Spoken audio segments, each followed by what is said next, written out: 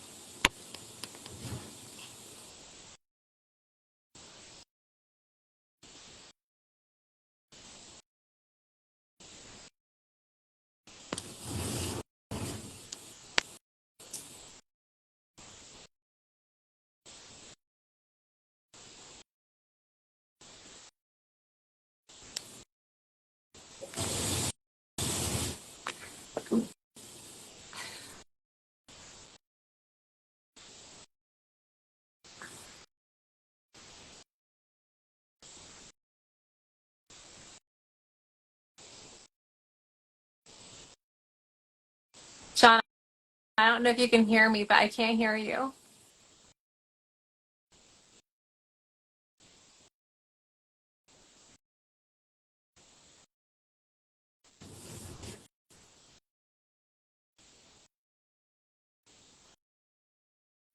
John, do you want to try again?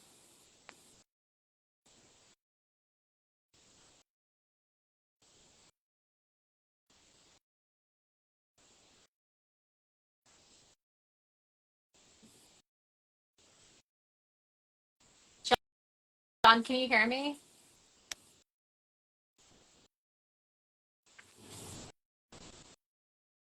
John, can you hear me?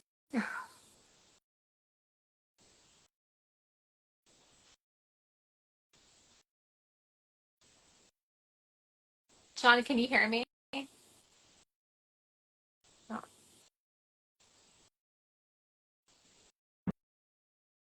How's that, everybody? Better?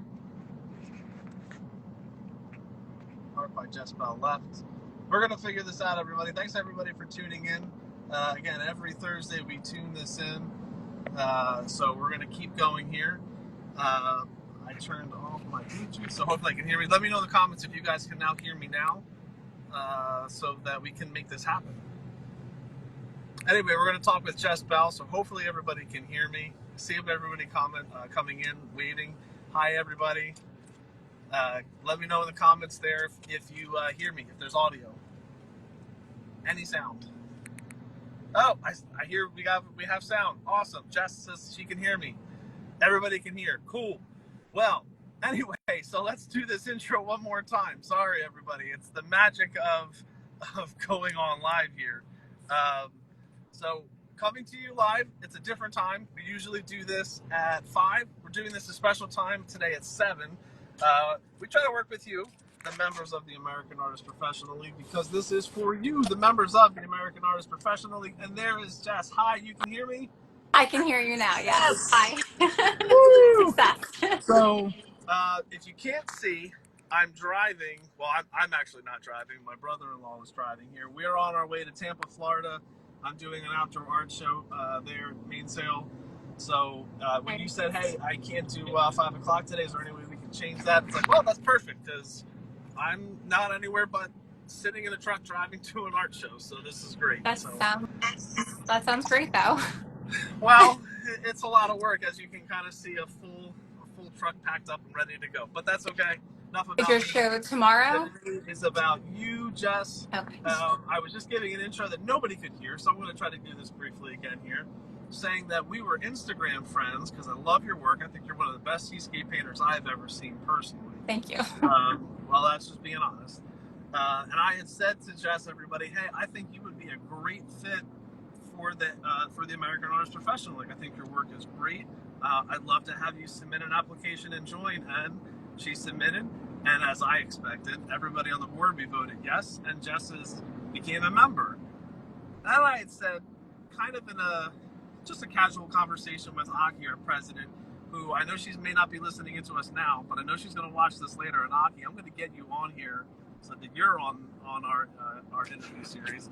But I casually mentioned to Aki, I said, like, hey, I think Jess has got some capabilities of helping us out on the board and helping the group out. Maybe we should reach out and talk with her. And lo and behold, you and Aki had a talk at the reception for Howland. And boom, you are now a board member for the American Artist Professional League. So talk about a rising star. For everybody out there, if you're not yet a member, this is Jess's story, I think, is perfect. It's, hey, you can become a member and you can be on the leadership team helping the organization grow. So that's anybody is out there. So we're done with the second intro here. Jess, why don't you give everybody out there a little bit more of a background. You have a background down there in Charleston, as we were talking the other day on In South Instagram. Carolina. Yeah, so give everybody a little bit of a background about you and your artistic journey so far. Well, I am self-taught, so I went to school, like I was talking with you, in the Carolinas, in South Carolina, and I was an education major, so I was a teacher. But I painted, and I always painted on the side, and I just kind of developed my oils and everything on the side of teaching. And then I stopped teaching when my third daughter, my third child was born. And I didn't paint for a while then. And when she was 2, I started painting again. And I just took to Instagram. Instagram wasn't around when I first started painting. So when I started painting again in 2019, I, or sorry, it was 2018, I guess, but I started painting again, and I started posting on Instagram, and I just kind of started using Instagram as a tool to show my work, and I got hooked into some galleries that way. It's kind of, snowballed from there in a great way, the way that I kind of dreamed of. So, It's one thing that I've talked about with people on here a fair amount of times is how different the world has changed, at least as far as with the art community in the last 10 years, let alone 15 to 20 years. When I came out of undergrad, you tried to get into galleries, and that was pretty much your avenue of trying to be a business. So the fact that you can do so much now just with yourself and this supercomputer that's in our pockets every day that I'm holding, driving through Florida, it's a testament to how great your work is, because there are a lot of people that are out there doing what we're doing as far as trying to make it as an artist, as a working professional artist. But I think part of this, your success, is just how great your work is. But, and I think it's a testament to being self-taught. I mean, it's not that going to a school or studying in an atelier is the only way to go. Can you talk a little bit about that aspect of your journey? Did you find that there were certain resources that really helped you, or you went down certain paths that maybe didn't help you? Because one aspect of these interview series that we get a lot of messages about are people that are learning, and they want to learn more, and they get inspired by other people that talk about their education. And I think you're a perfect example of how you can do it. so I guess just a lot of putting in the time, right? That's just always, what I think was the key ingredient for me. But I don't really know. Well, Um, it's certainly a testament, though. Putting in the time, you put in the time because your work is outstanding. I'm serious, everybody out there. If you've never seen Jess's work, you're missing out. We'll have the link to her page in the description here later on when we end the video. But you definitely are worth to check it out. I mean, you were accepted into the Almenara collection last year. Correct me if I'm wrong. I like putting in the time. I think is an understatement, and you need to give yourself a little bit more value. You're naturally have a ton of talent, right? Um, so to that experience, how did you become more interested in seascapes? Because I see mostly seascapes like in your body of work, which is not necessarily a bad thing. Do you want to talk a little bit about how that how that came about? Was there a particular influence that made you go towards seascapes? Yeah. So when I was teaching and painting on the side, I kind of painted everything and I didn't really specialize in anything. I painted a lot of botanicals, I painted lots of landscapes, people, and I just kind of was experimenting, trying to find my voice during that time. And but I noticed whenever I did paint seascapes, people more often than not wanted to buy those than my other paintings. Although some of my floral paintings people did want too, but I just felt like my seascapes were a little bit more wanted because I um, lived close to the beach. And most of the people that were seeing my work were also living close to the beach. So I think a lot of people just kind of the beach more so resonated with them. And then, so when I started painting again, um, more recently, I kind of feel like those are two different time periods, you know. So like the more recent time, since I feel like I've gotten more professional, I've just been painting seascapes because I think that that's just a niche that I think, like, honestly, like I enjoy doing and I'm pretty decent at, and I live close to the beach, so I can get lots of reference pictures. And I grew up a mile from the beach, so I used to ride my bike to the beach, and like the beach was always like my favorite place to be. And I just I really, it's special to me, so I enjoy painting it. And water is always a challenge too, so I feel like really trying to capture water is it's fun and challenging, and I enjoy the challenge. So Oh, well, from one seascape painter to another, it's certainly a challenge doing anything reflective, let alone water, which is moving and reflective, and then also has depth, but is also transparent. So you're talking about probably one of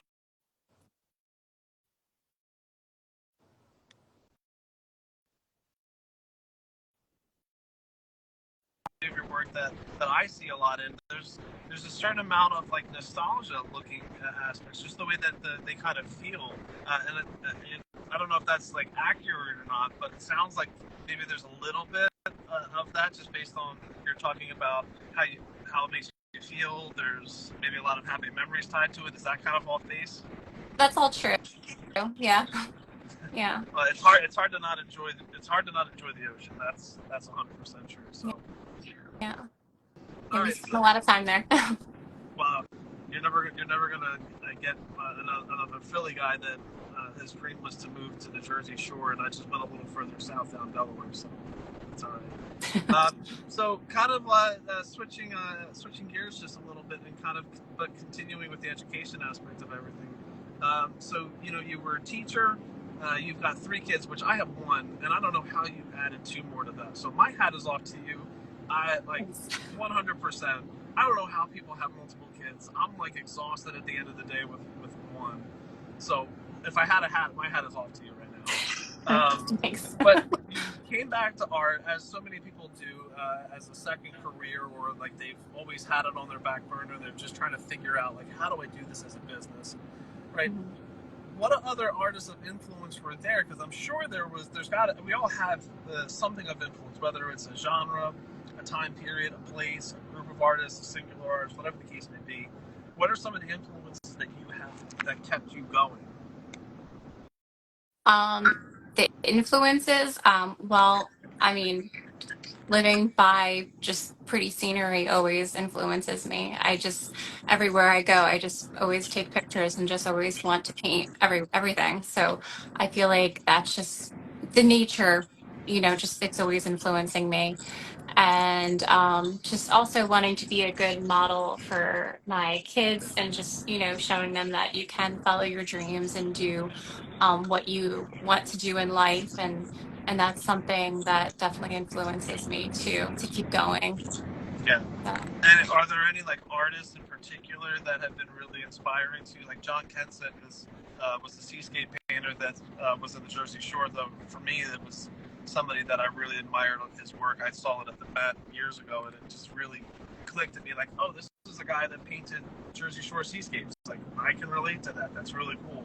Are there any artists for you that you can think of that like kind of stick out in your mind that whether directly as seascape painters or maybe just artists in general?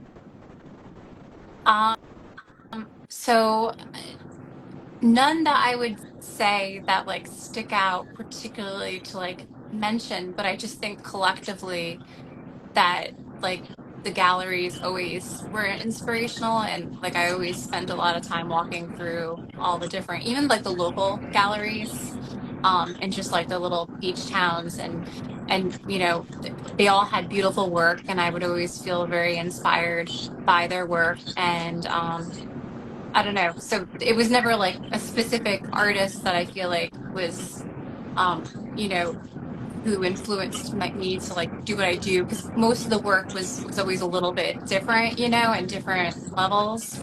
But collectively, just all of it was always very inspirational.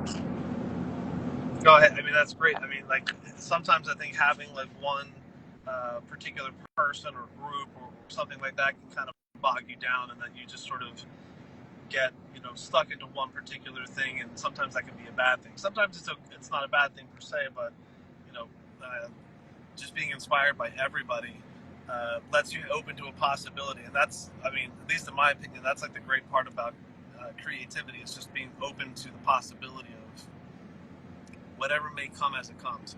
So, Jess, talk a little bit about here. You're a brand new board member to the American Arts Professional League, and from one member to you to the other here. Thank you very much for being a part of the board and sacrificing some of your personal time. Which, having 3 kids, you have very little personal time. Let alone now you've got to figure out how to be a painter, how to do like live life. So, thank you very much for hopping on and giving some time. Do you want to talk to everybody a little bit about just what you're doing with the board, so people kind of have an idea of like, this is Jess Bell, amazing seascape painter. She's a board member and she does what for the AAPL? So I joined as a fundraiser director. So I'm kind of helping find sponsors and different things, people for the shows. In particular, the GNEs are coming up in October, and that's like the one right now that I'm kind of focusing on the most, trying to find sponsors for that. And that one's at the Salmonby Club in New York City, which again, the AAPL, I think, puts on great shows, and it's a great organization to be part of. So I'm very excited to be a part of it and kind of be a part of something in the art world that feels a little bit more real than just like social media. You know what I mean? So like I'm excited to be doing something that feels a little bit more real. So It's not just all of us on a phone on a screen posting yeah. images on pages and things like that, right? There's a great tactile quality. The Salmon Goody Club is an amazing space. For everybody out there that's watching, thank you again very much for tuning in every Thursday, usually at 5 o'clock. Today we have a special 7 o'clock start time. Thank you very much for tuning in. Every week this is for you, the members of the American Arts Professional League. So if you have an interest, send us an email. We can get you scheduled, and we'll hop on in. And if you're not yet a member, you may want to think about joining, because shows like the Grand National Exhibition, or GND as we call it, that happens at the Assembly Community Club, it's an amazing space and it's an amazing show. It's definitely top of the top, best of the best, whatever you wanted to do to describe it. You're going to see Jess's work there, because her work is the best of the best. I can't wait to see it in person. You're I'm too kind talking to it up. know. I'm talking it up for a reason. I honestly, I really truly think it's great. Look, that's one of the best things to me about giving time as a board member, helping to try to promote the organization and the members that are part of our group, because the work is just great. I feel like it's almost like a sin or a crime that people because there are a lot of artists that are out there. Right? There's a ton of people on social medias that are always posting. Like it's tough to stand out in the crowd. But when someone's really good, when an organization is really good, when the membership is really good, it deserves to be highlighted, and your work Yeah. certainly deserves to be highlighted. Thank And we you. want to see your work out there too, because you have the opportunity to submit to that. You should definitely join, be a part of the group. We're having all kinds of shows. We're going to be back at Howland. I think I'm allowed to announce that. I don't know. Aki's probably going to yell at me for that one. Sorry if I'm not allowed to announce that yet, but we're definitely going to be back in Howland. We have other shows lined up that we're talking to other organizations for it. And if you want to offer some help, maybe you know somebody that that works for an organization that is looking to help be a sponsor to a show, send us a message so we can relay that and get you in contact with Jess, because any organization, we always need help fundraising.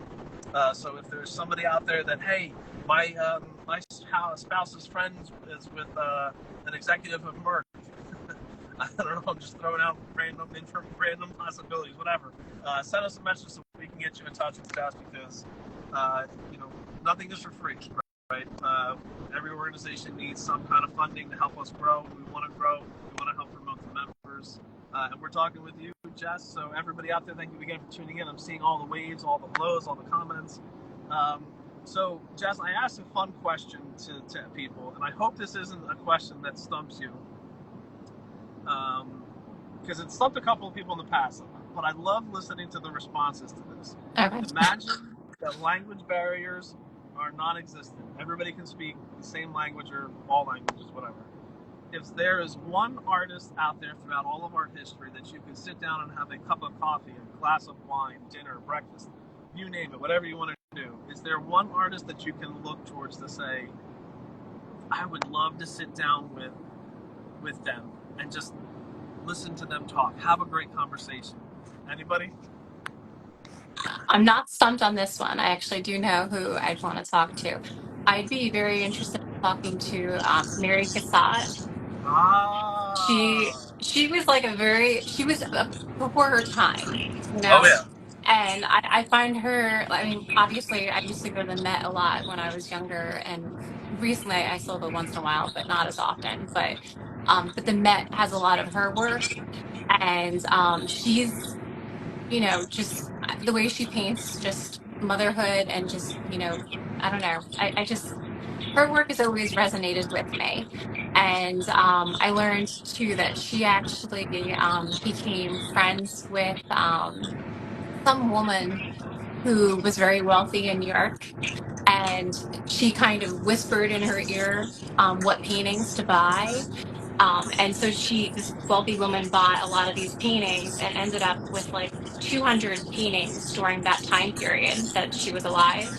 And that woman and her husband, when they passed away, they donated all that work to the Met. So that those 200 paintings were kind of like the foundational work of like the Met. So it's kind of interesting that like Mary Cassatt was kind of like the whisperer behind the Met in a sense, like the work that's there. So I just think she'd be very interesting. Oh, I listen. There's a great connection with her at the Pennsylvania Academy of Fine Art in Philly. I saw for the brief time that I was enrolled there for grad studies. There's a drawing of hers right when you walk in. It's one part of the student section. I remember looking at it and I remember thinking like, she was just so good. I don't think I deserve to be here. um, what a cool response, because she's not the first woman artist, but she's definitely the first time that she's been mentioned by somebody, and that's great because I mean, like, her work is somewhat dissimilar than yours, but I think it's a great example of how an artist can be influential to somebody without necessarily being direct. Like, you're not necessarily like a figurative portraitist, like the way that she did so much of that, but just like her general artistic ideas, where she studied, made all those different things that roll up into her are influential. Yeah, that's so cool. I was not expecting that. And I don't mean it in a mean way or anything. I just wasn't expecting her, and that's really cool. I'm kind of stumped now, like, oh, what do I say next? So, Jess, I try to keep these interviews to right around a half hour because people's attention spans are like goldfish. They're short and few and far between. If you can, I like to give people the little bit of the end here to just sort of talk about where people can see more of your work at. Are you in any upcoming shows right now? Are there any shows that maybe you want to say that you're submitting to? Can you give us a sneak peek of anything? Because I know you have something on your easel that you were working on that you, what did the post say? It said, can't show you what's going on yet. Oh, well, that one's just a surprise gift. Yeah, that one's not going to a show. But yeah, the one behind me, I just started today. And I'm in the Oil Painters of America Association, and that I'm in like an online show right now. I was just in two shows last month, and I'm hoping to apply to the next Oil Painters of America show. That's like the Eastern one, but I haven't submitted my work yet for that one, but that's on my to-do list. So that's kind of my next one that I'm going to. Got it. So we'll tag OPA here in the description or in the comments section so people can see everything going on with OPA. That's a group that I have sadly forgotten to join, constantly forgetting to like do things because that's just how my brain is. I just That's joined that one this year. So really. yeah, just See, this year. again, success stories, people. So if you're out there and maybe you're sitting on the fence about, well, I don't know if I want to join, maybe I won't get accepted, just put yourself out there. It's a crime to not show your creativity to the world. That's just my personal opinion, so take that for what it's worth, I suppose. But we'll have just the link to Justice's page here in the description as well. So you're going to check all of that out. You can see her work on the OPA page. You're going to see on page here. You're definitely going to see her work at the Salmagundi Club at the GNE in November. That's going to be an awesome show. And my work's also at Main Street Gallery and Manasquan. That's There where we I go. shut. Main Street We're Gallery, gonna Manasquan is where my work is regularly. we're gonna tag all of that as well. So if you happen to be in Jersey, hanging out at the world famous Jersey Shore, stop into Ocean City and get a slice of Mac and Manco's pizza. It's still the best shore pizza in my opinion. And then head over to the gallery where you can see more of Jess's work. Everybody, Jess, thank you very much for coming on Thanks for and talking having with me. us. It's been my pleasure. It's been my pleasure to help say like, hey, I think Jess is going to be a great part of the group. Yeah, You're taking thank the you role for of your running. encouragement. I appreciate it. Oh well, listen, it's all for you. This is, I'm just the one looking at work saying, hey, I think that's really good. I'm not. That's just that. So, um, thank you again very much for tuning in today, everybody. And if you're interested in tuning in and you want to be a part of this, send us a message because we want to talk to you, the members of the American Artist Professional League. Thank you again, Jess, and we'll see everybody next Thursday at 5 o'clock. Bye. Bye.